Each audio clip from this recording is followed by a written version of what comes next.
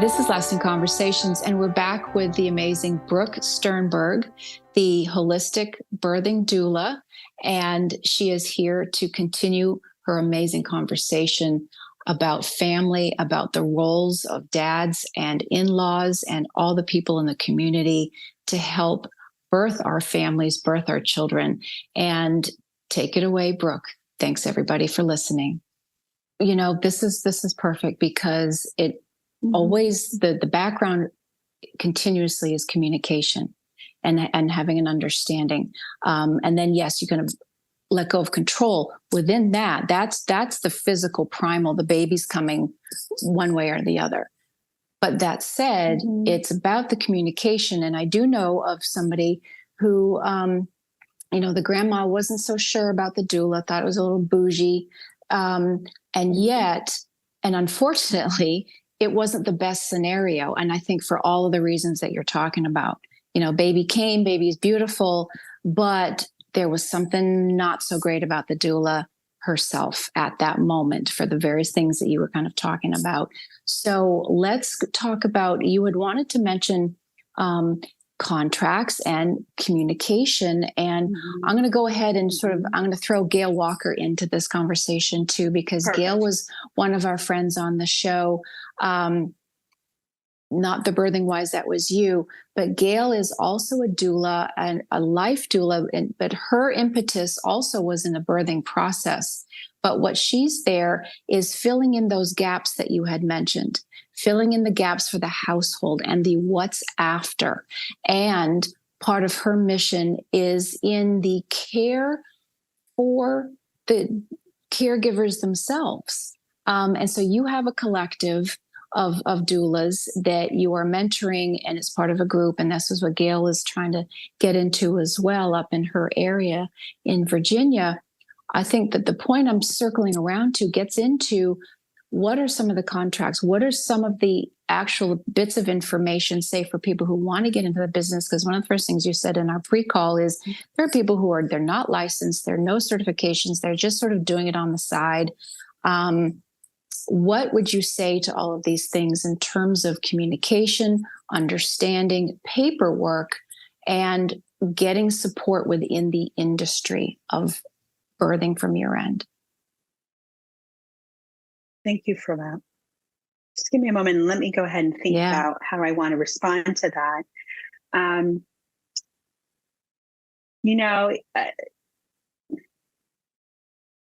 Well, this is going to be an interesting response because coming from the architectural industry, I came into birth work, and where I'm at in my own practice right now is really trying to sit with being in a profession where it's not regulated. Again, coming from the architectural and design industry, it's regulated. And like I had mentioned at one point, I still do see my role, maybe not as an interior architectural designer, but as a doula, as I'm involved in the health, safety, and welfare of my clients. And that comes from that experience working in a regulated profession. So from my perspective, I do see the importance of being a professional doula. How do we define that collectively? I think there's a lot of work that still needs to be done, even here within the state of Florida.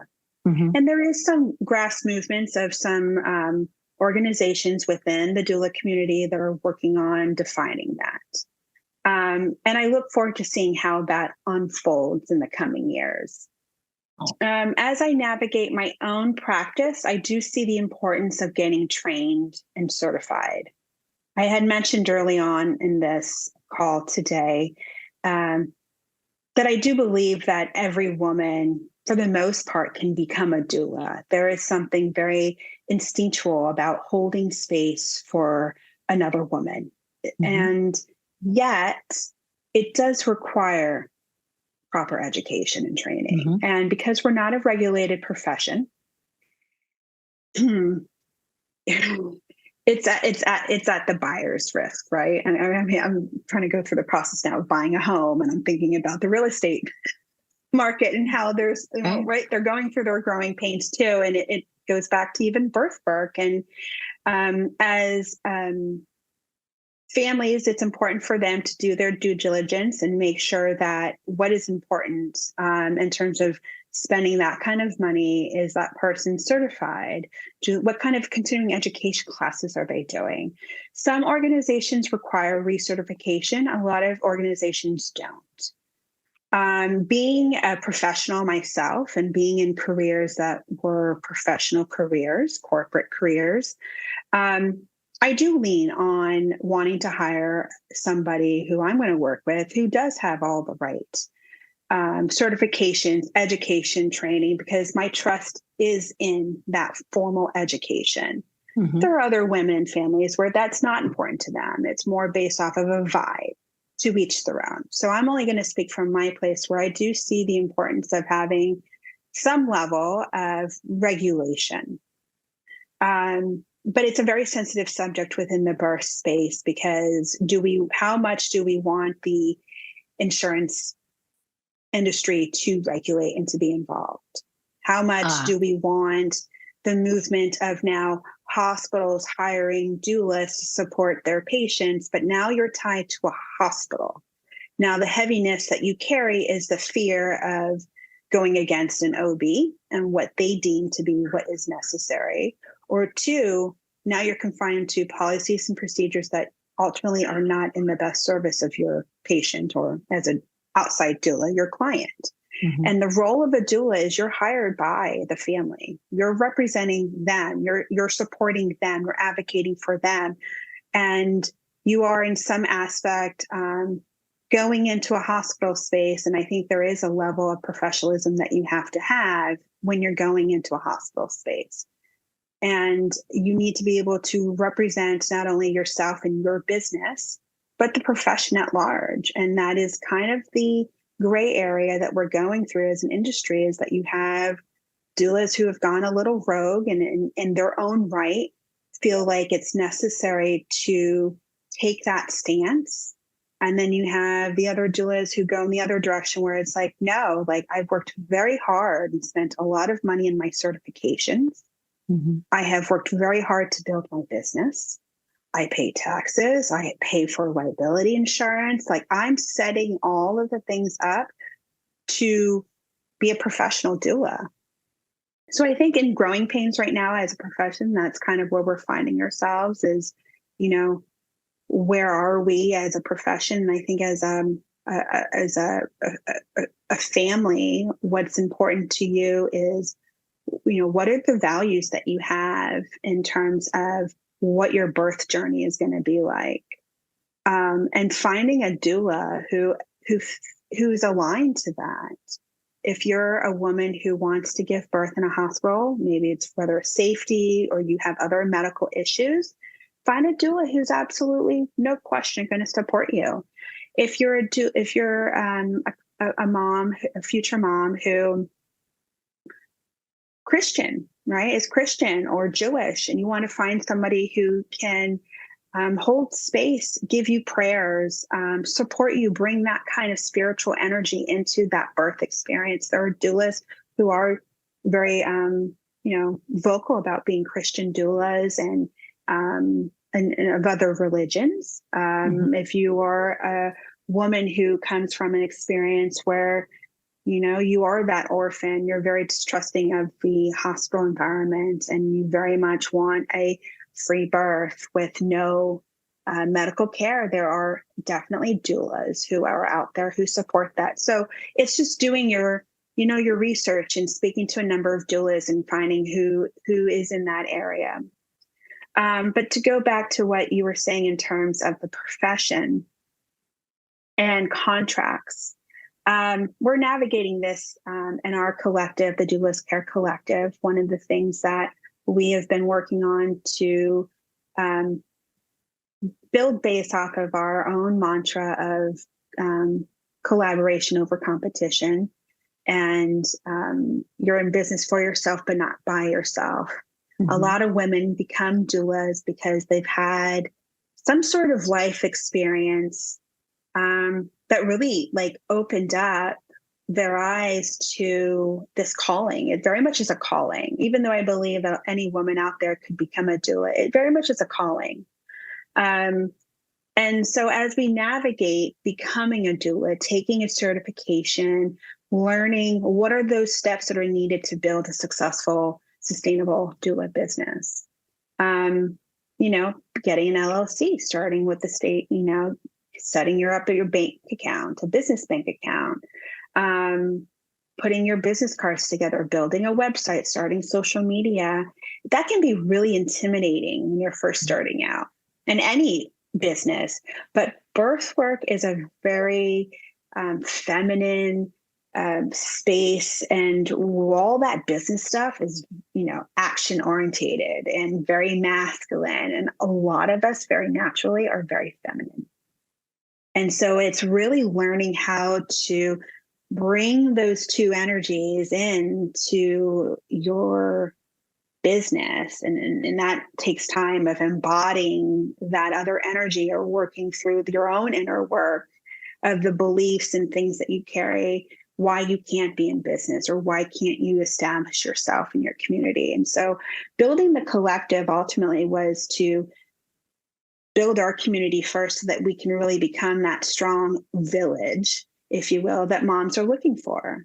Mm-hmm. And we have to be able to be that, we're dueling the doulas. Like we're also learning how to care for ourselves and how to hold space for ourselves and how to be that doula for the other doula as she's navigating the trials and tribulations of her own motherhood journey, of her, frustrated about social media or building a business, and just building that strong knit little community so that as we're going through this process together of bringing up the bar of our level of professionalism here in South Florida when it comes to birth work, we're doing it together and we're figuring it all out together. So one of the things that we've done in the collective is we're working with Dona's past president, Rainey Sinclair, and she's going to help us just really learn what is really important for us to have in our contracts. And I think that that's a really important first step for any new doula or even established doula to have. It's something that we always have to be working on, revisiting maybe every year or maybe after every big altering birth experience or client experience that we have to really have a solid contract. For postpartum, we're going into a family's home.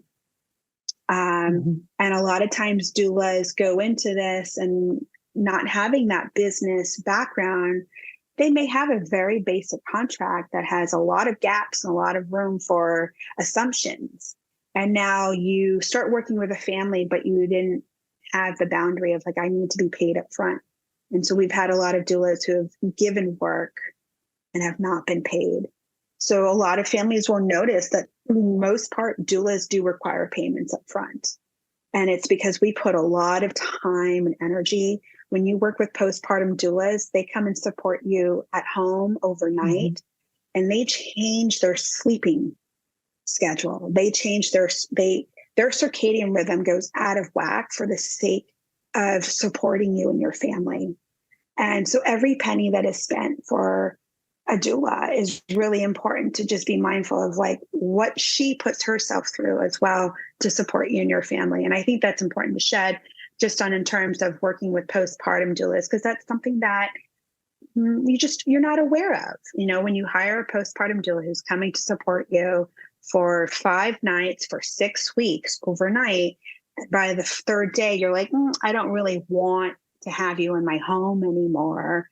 Quite possibly just because, your hormones are changing and it's more of an emotional thing that you're reacting to. It's important for us as doulas to have a solid contract that's going to protect your income and the service that you provide, the quality of service that you provide. But even as a family, you need to have that very clear scope of work, and you need to be very clear about what you're willing to work with and what you're not willing to work with. And payment is a huge thing that does go on, and that can sometimes be a conflict within a family and paying the doula for the services that she's provided. Yeah. And I just was in a conversation with somebody yesterday in a different kind of a service, but again, it's a service provided, and 5, 6, 7 sessions in, she wasn't seeing any payment, and, had to just say, basically, either we have to stop or you really need to pay me now. So that's a sidebar of understanding,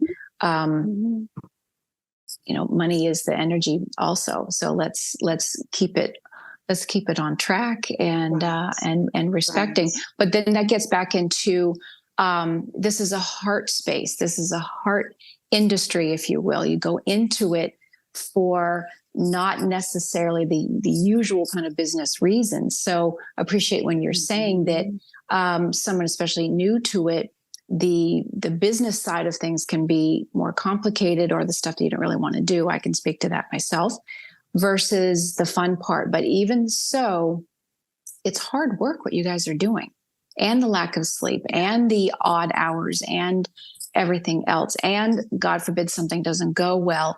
That's where the support for each other within your group, the help for the doulaing for the doulas, the help for the helpers. That's what Gail's messaging was also, is where's the help for the others within this industry, so that you can bounce off of each other or have a shoulder to cry on. And I think a lot of other industries, I know in medicine and in psychiatry, that you have your peer reviews, you have your peers that you can bounce things off of.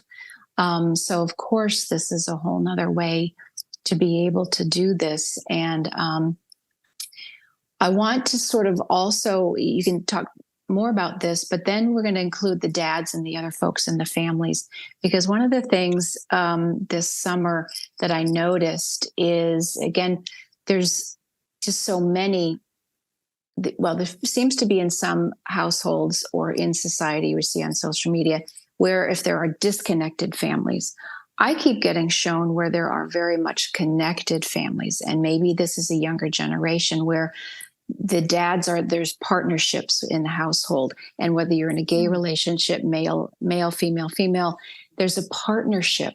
There's not one and the other is just gone. That does still happen. And we honor that. And that's, again, this is where community and resources are very, very vital. That said, talk to us more about the household. You're doing the postpartum, and you've got siblings in the house, and you've got an extra tired mom who, you got a little one running around, and you've just had a baby. So let's talk about the family dynamic and the communication. And really, I keep seeing there's another blessed hum, and you've posted some amazing posts about the dads and their moment for bringing their child who is part of them as well. Because we do focus on the ladies, and we have to, but let's talk to the guys too.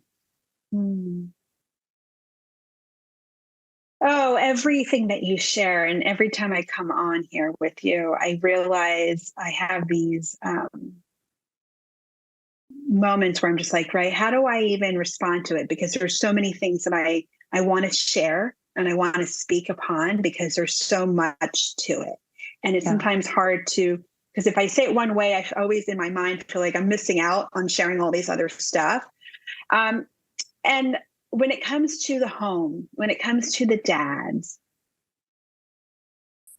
through my experience with my significant other, his second daughter was born via cesarean, but at the day of her cesarean, they were in triage, and the nurse didn't find a heartbeat. Fast forward, now here he is as a second-time dad. He isn't able to go in the OR.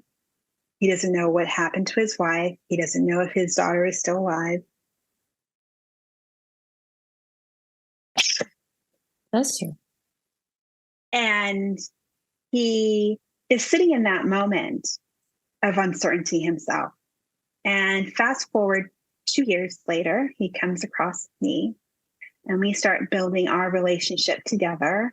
And I'm going through my own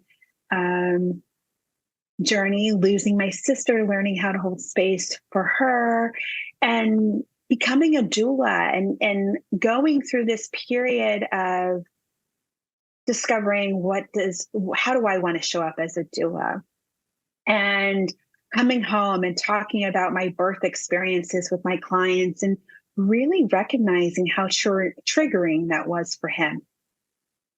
And over time, hearing him talk about his experience as a husband to a woman who gave birth twice, the second one potentially lost her little one. And that has always shaped the way that I doula. Yes, my heart and soul is always for the woman, because I'm a woman and I feel most connected to her. But I always communicate to them that even though I'm always going back to her, I don't ever want to forget about the dads, because with that one story, that one experience, it impacted how he perceives birth. It impacted how he became a father. He was going through his own level of postpartum depression. And I always say to my clients, like, I'm not here just for mom, I'm here for you too. Yep. And if there's anything that you want to talk about, I can always be a shoulder to cry on, an ear to hold space and listen to, and a resource. I have so many different referrals that I can refer the family to for, a multitude of reasons. And part of my role as an Ayurvedic postpartum doula is to be that continuous source through those first 6 weeks, to just monitor not just her, but him, with this newness going on in their relationship and that dynamic. So much is changing. And a lot of it is subconsciously.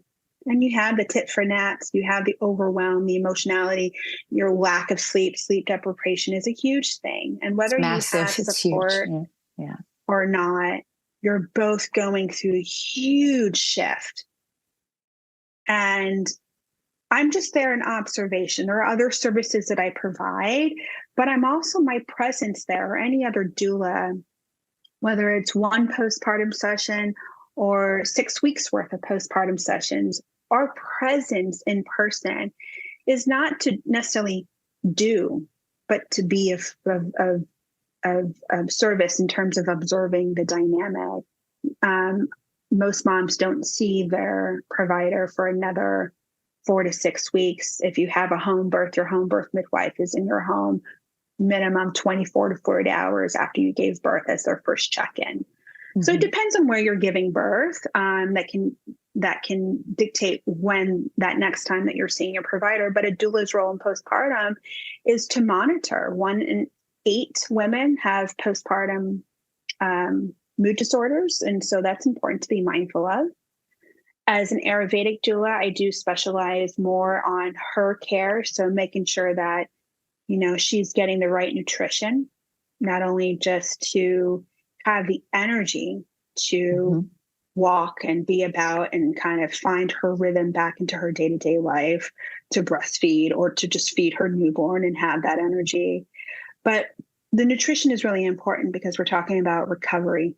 You just ran a marathon, right? Even if it was a cesarean birth, there is a massive change in the recovery experience, and to slow down. Well, and especially really also be aware of that. Also the cesarean, which is surgery, our bodies get cut open. That's another traumatic event, if you will. So how to nurture our bodies, our scars, the stitches, the sore nipples, the whole bit, the whole thing. Yeah. And especially as a new mom, you don't know anything. You don't know anything. Right? We were so you don't. We were so focused on decorating the baby's room and buying the baby clothes. And I get it. And planning a baby shower. We get it. Yeah, right. And then if you're proactive enough, and maybe if your girlfriend or your mom or somebody in your community spoke about a doula, or you've always imagined having a doula, you hire a birth doula. And then you come home and it's like, now what? Breastfeeding is very hard to coach you into learning how to breastfeed until baby comes, because the baby's going to have its own formation in its mouth. And that's the process of you and them learning that song and dance and how to now breastfeed. And this That's baby where I who was just going to spent, go. Yeah. No, you're absolutely right. Go ahead. Yeah. Oh, no, go ahead. It's that Go ahead. listening to baby and you learning from each other. Like, who is this child? Who are you? And having those moments and where you don't know until he's there. Maybe know a little bit ahead of time, but really going to your very point, and sorry to cut in, it was that moments of how to know and vibe and be one with this baby and understand what it's trying to tell you in terms of the eating or this or this or this or the fussy or something. You just getting that attunement. And this is again where the dads can come in. There's time for all of the whole family, whoever that family is. And it's like a song and dance because it is filling in the gaps. And in prenatal discussions, I do remind the dads, I'm not here to take your place. I'm here to fill in the gaps. Some dads are like, I've always we've been talking about this for years. Like, I am on board for whatever birth she wants. And they're all hands on deck. And I've had dads who are all hands on deck. And then I've had dads that are in the labor room playing video games. Listen, when I was born, my dad was watching Super Bowl. My mom had to labor on her own. And, everyone's situation is different. And I always remind them, part of that prenatal time with your doula is to really determine where she needs to step in and fill the gaps. Right. And truth is, we don't know until it happens, his capacity to be in that kind of it's a very different space for men to be in. And some men are not comfortable in that environment. And so it's really learning how to adapt and know how to step in when you need to. Absolutely. And I love that you're talking about this. And I'm going to Ben Curtis, who was on the show, and he works with men's work. And so the very notion with the dudes, and he mentioned about miscarriages and how often do we actually consider the guys that, they've had an experience as well. And so it circles into everything that you were just saying, that there are help and resources for the guys to know from their own man self what their roles are, how are they feeling, all of that. And it goes right to what you're saying. So it's honoring everybody in the family, however that family looks. Everybody in the family. Yeah. For sure. And, every doula is a little different just based off of our own experiences and my own experience hearing Paul talk about how that impacted him and to see how it still triggered him when I talked about a woman giving birth vaginally. Right. Or supporting a mom postpartum who decided to have a free birth and not have a medical provider there. And to hear that was so deeply triggering for him because in his experience, his ex-wife had 2 girls via cesarean. He's one of 3 boys in his house, and his mom had cesareans. And so all that he's used to or exposed to was cesarean. Right. And as a woman, if we're going into birth with a partner who doesn't share the same beliefs and values in that journey, it could leave you feeling a people pleaser. It keeps you in that people pleaser state where it's like, well, I'll give you an example. I had a client whose husband is from France, and his mother-in-law, her mother-in-law felt that, breastfeeding wasn't really a thing, if you can afford formula, you have formula. And we had a few discussions prenatally talking about that, that pressure was shaping her perception of the kind of mother she was going to become.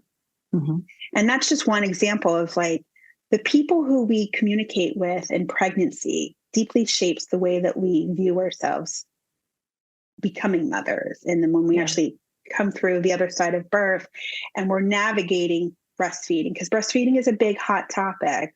And I believe that you do what you need to do to protect your mental health and well-being. because if you are not mentally healthy, then your baby is going to suffer, not just in those first few months, but it's going to shape the dynamic between you and your child, because those first 6 weeks, your nervous system needs to be recalibrated. Right. And it is that process and the work that I do with you to go ahead and rebalance that parasympathetic and sympathetic nervous system. Because if you think about it, to birth a baby, you have to go so deeply within yourself to where you'll hear women talk about, right? You had to go to the end of earth and back. You had to go into this outer universe to bring life into this world. Some view it, right? You have to go through all of your chakras and back down in postpartum. And so there are these layers, these gates of initiation you have to walk through to find yourself into this new version of you. And it goes all the way down to a cellular level. Your body adapted in pregnancy to not only keep you alive, but to now be growing another human inside of you. And you birth, and now your body has to learn to come back to itself, to where now it's not just keeping you alive, or it's now just keeping you alive, and it's not having this outer body entity to nurture and nourish and take care of. And that impacts like the psychological piece and your hormones and everything that's going on in our society. Women feel like they have to bounce back and have this amazing body. And if you just had a cesarean, you need that other woman who's going to say, slow down. We're not there yet. Right now, we're just focusing on recovery. Right. I know Christy Teigen, I hear it all the time, but Christy Teigen looks amazing after 2 weeks of giving birth. And I'm like, stop with the Instagram. Stop with the Instagram. Like, your experience is your experience. And there's a lot that goes into recovery. And that nourishment and that being able to bring the husband into that is a little different for every family. So prenatally discussing, like, who's going to be part of cooking? Does your husband cook? Do you like his cooking? If he's an amazing cook, I'm going to encourage him to cook, because now he loves to cook. She knows he loves. She's going to feel that love. Same thing with if your mother or your mother-in-law want to be involved, but you don't want them in controlling your space. Assign them to do a task. Assign them to cook for you. Assign them, to come and take care of the laundry. Like, there are so many things that we can bring our support system in, but also setting healthy boundaries. So boundaries, the role of a husband, not only just in preparing for birth, in birth, but also in postpartum is really important. One of the things that I do like to offer is a gathering session in pregnancy, and that's to bring the immediate family together to kind of have these open discussions. Who am I? I'm this stranger coming into this birth space, and now mom is not welcomed because I want a doula, and that's a conversation we have. Let's talk about that. Mom, Right. To understand. Right?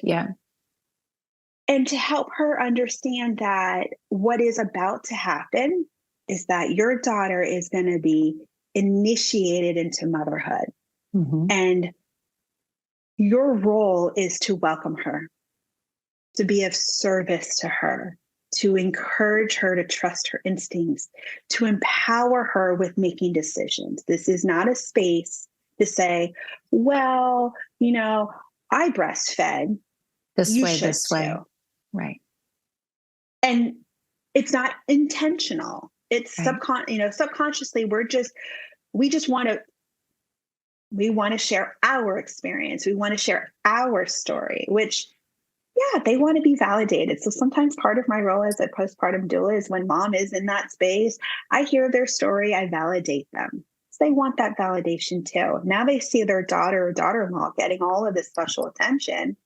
And there's this natural tendency of like, well, I want to share my story. So I'll welcome it.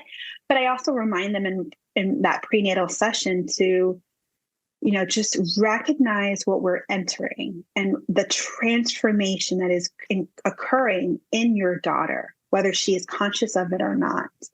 And our role as her village is to hold that space so that she feels confident in making those decisions. Mm-hmm. She feels confident. Baby isn't latching. Baby isn't getting enough weight. There is so much shame and guilt. I did something wrong. And it's like, no, honey, you did nothing wrong. There was nothing that we could do to have prevented this. This is just how it's unfolding. And I sometimes will chuck it up in a very, I try to be very delicate with what I say to them, but it's like, it's an initiation to motherhood. Mm-hmm. You're going to be, getting up one morning thinking that your kindergartner is going to be going to school, and now he's got hand, foot, mouth disease. Mm-hmm. And you have a huge presentation at 9:00 in the morning, and now your whole day has to change.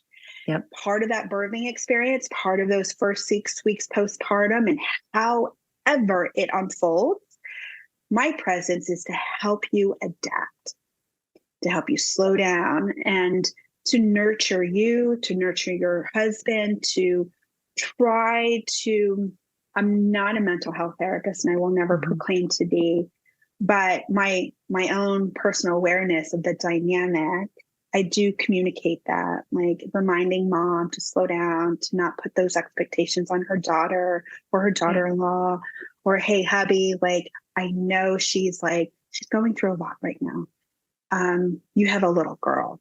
Mm-hmm. Take this opportunity as a chance to really become aware of the interworkings of women, because I promise you, in 12 to 13 years, your daughter is going to be going through this change in her own body. And the attitude that she is going to be giving you, there are going to be moments where she's going to look at you like, did I just say that? Because we have these hormones, more hormones than they have. And in that period of time, we are so overwhelmed with the uncertainty of like, I don't know how to handle this. Maybe I had a traumatic birth and I don't know, I haven't processed it yet. And there is this struggle within your relationship. And so sometimes I do try to be very honest and direct with dads to like, listen, like, she's just, give her that grace, go into her, because I want to teach them. I want to teach them that it's a matter of bringing her in, not running out the door. Right. Running out the door and removing yourself is not going to serve your marriage or relationship. Mm-hmm. And teaching him, he's going to get what he wants and she's going to get her needs met if he just brings her in and embraces her and says, even if it's something funny, like, oh, honey, like, oh, okay, like, we'll do whatever, whatever it is, play light to it, because she's also probably learning how to communicate what her needs are. Well, somewhere there's got to be a sense of humor about it. I mean, because it's just, it's silliness. And you would use that word primal. It's a primal time. There's a lot of bodily functions. There's a lot of things going on, and the lack of sleep. If this is not the best time to forge your family and say, all right, we're in this together, and now what? And see the humor of it all. Because as someone my own kids are umpteen years older, it can feel crazy, but it only lasts this long. And it preps you for the next crazy. Just saying, it preps you for preps you for the next crazy.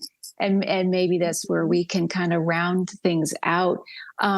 So Brooke, where do you see, how should we round things out in this beautiful conversation? Because we could go on for another 9 months to birth a whole nother person. And I think there's been so much wonderful information for people, whether they're thinking about being a doula or maybe they are an auntie or a grandmother or somebody to be. And so these are the things now, as the good shepherds that we are to our families, to our people and our community. I think these are a lot of really the great conversations to have and things to think about. And whether you're currently in the medical community, just help us all talk to you, and people who are in education, help us talk to you. And it just all circles back to the same thing. So many topics within Lost in Conversation show goes back to the heart of what's behind everything. And maybe this is my last question. What are the kids saying? I know we're birthing kiddos that are really of the light and very special. Every kid is special, but do you have one last nugget for this conversation in terms of this next generation? And is there even a term now? The kids who are 20s, I don't even know their term of their kids. We've got Gen X, Gen Z. I'm not even sure what it is anymore. Yeah. I guess we'll have to figure that out. We'll have to figure that out, right? Rainbow Does it sparkle. Start all the way over. Well, right? The ones getting born. I'll just call them unicorn, rainbow sparkle. Yeah. Yeah. Well, okay. So we talked about communication being really important. Right. Being proactive in planning. Treat your birth experience just like you did with your wedding. If you had a wedding and you had a big wedding or a small family wedding, there was a lot of planning that went into it. Plan. Seek out who are going to be supporting you through that process beyond just your OB. Are there people in your family? Is it worth considering hiring a doula? And I would suggest starting out with a doula because she's going to have all the resources for you. She's going to have all the connections within the birth community to direct you to people who you need to bring into your birth team. Because it's trying to build that village for yourself. Yep. Right. And it has to be a team because not one doula and not one provider can do it all. Yep. And we all come in with different experiences and wisdom, and there are all kinds of trials and tribulations that you're going to go through before, during, and after birth. So communication is a big, important thing to really work on your communication style with your partner. If you have a partner who's going to be a part of the birth experience, really getting clear as to what your love language is. That's something that I do talk about with my clients, as my love language is quality time. So I put a lot of time into every client versus, providing gifts and right. We have the 5 love languages. So I think importance of communication is really important because communication is going to drop. You're going to have challenges in communicating in pregnancy. Right. It's going to come up in labor as he's trying to figure out how to support you in ways that he just didn't even realize he needed to. And sometimes, right, like we just don't want them to touch us. And that's all that they know how, because that's their love language. And so having those conversations about your communication styles and your values and having a family, right? Can I go back and really emphasize that? What are your values as a woman? Right. What are your values as a wife or as a husband? What's your family values? Because that's going to dictate a lot going forward, and not only in becoming a mother or becoming a father, but in becoming a family. And I was going to also say about, and what are you perhaps afraid of? This is very exciting, but are you afraid of some things because it's brand new? And to be vulnerable enough to be able to share that also. And to say, these are my concerns. This is what I'm excited about. And what else do I need to know? What else do I need to know? Without, a lot of friends and families they'll sprinkle on all the horror stories or this story and that story, and that's all great. But again, from your perspective, to have that communicative gel that you're speaking about has to have that level of vulnerability to be able to say, I'm not sure I know what I'm doing. What do I need to know? Yeah. And you're a beautiful guide for that. Sorry, thank you. Yeah. There's so much wisdom within the birth journey that, I'm always just, everything goes back to birth. Even when I'm working with my personal trainer at the gym and I'm dreading have to do another set of lunges, I keep telling myself, if my mamas can do it in labor, there's no reason why I can't get these next 10 done. Like everything. And as a doula, everything goes back to what the work that you do, because when we hold space for people through transitions, there is so much opportunity to not only hear your own, we all reflect, but as doula, you hear women reflect, and you have a little window, a little glimpse into the inner workings of womanhood. And where are we today as women, and where do we want our next generation, our daughters, to be in? So maybe to come up to the close of our discussion, it goes back to, I would like to see the continuation of growth of doula work, whether it's in birth work, death work, or the in between, the bookends of life. We owe it to our children. We're stepping into this Aquarian age. The way that we operate is going to be very different than we have in the past. Paradigms are changing. We are evolving. And there's going to be a lot of change happening in this next generation. And one of the areas where I would love to see growth in is how we show up for women. Our mothers have done so much of that work for our generation. We're able to have careers, have bank accounts, buy homes, right? We have so much privilege today because of the generations prior, and we have to continue that work. And I do see the importance of it in birth work, because our births, I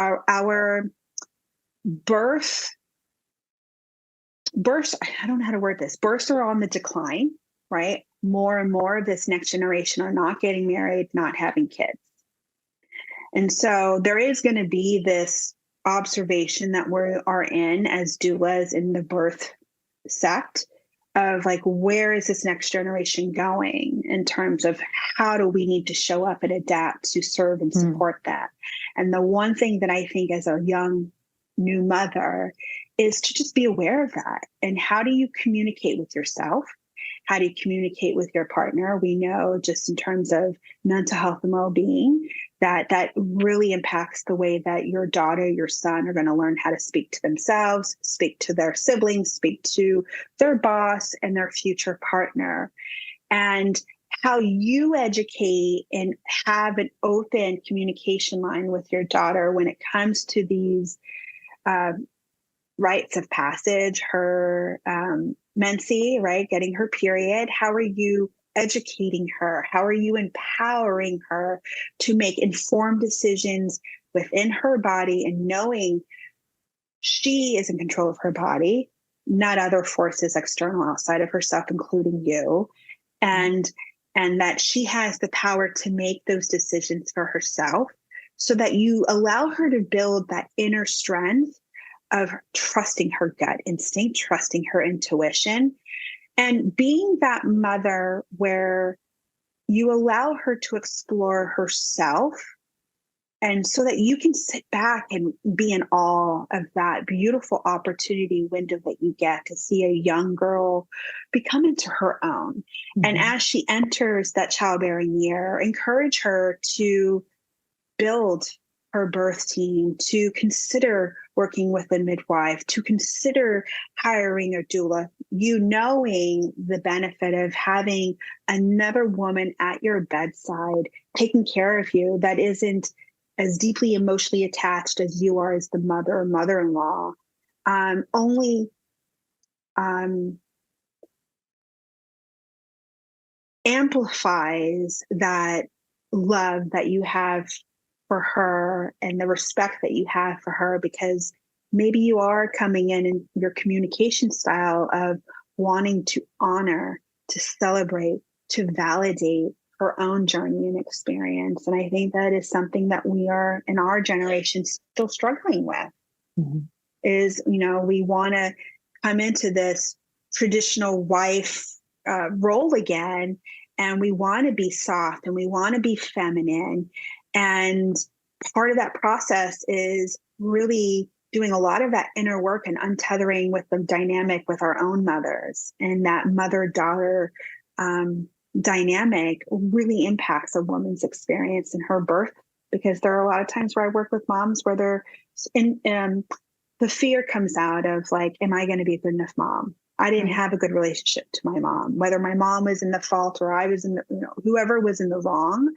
That comes up in birth work. And could you instill a more positive experience by just honoring her rite of passage and seeing it as your daughter's right or your daughter-in-law's rite of passage, and just taking a back seat, letting her explore how to be the matriarch of her own home and make those decisions, and just learn how to hold space and not be the voice of reason.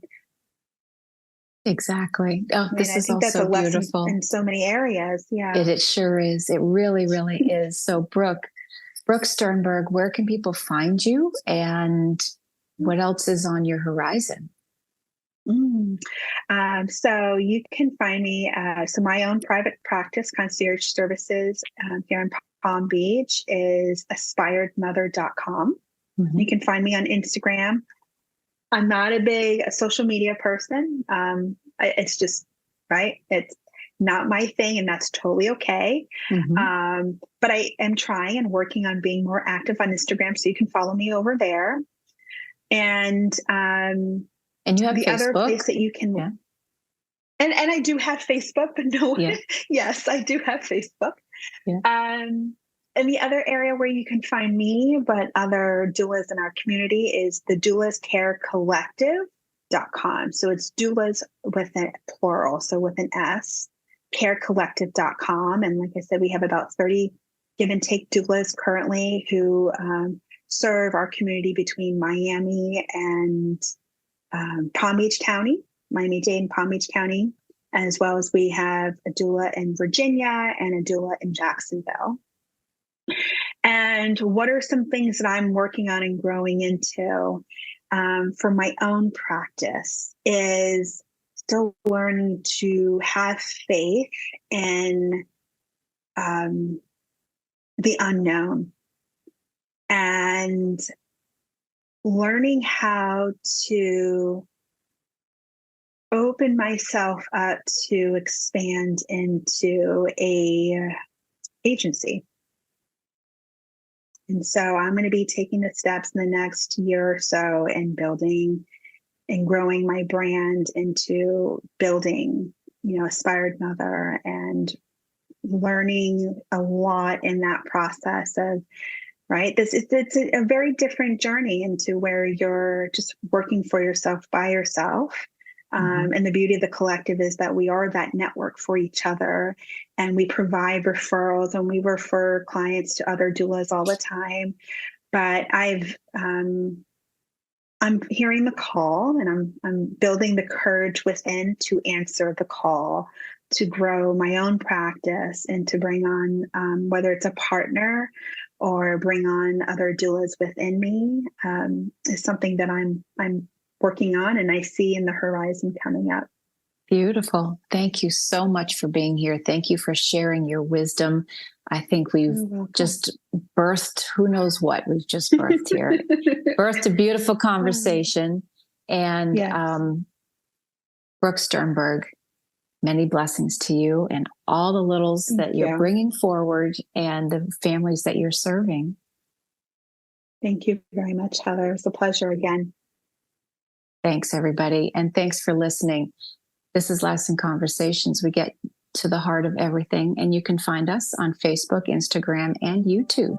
Have a great day, everybody.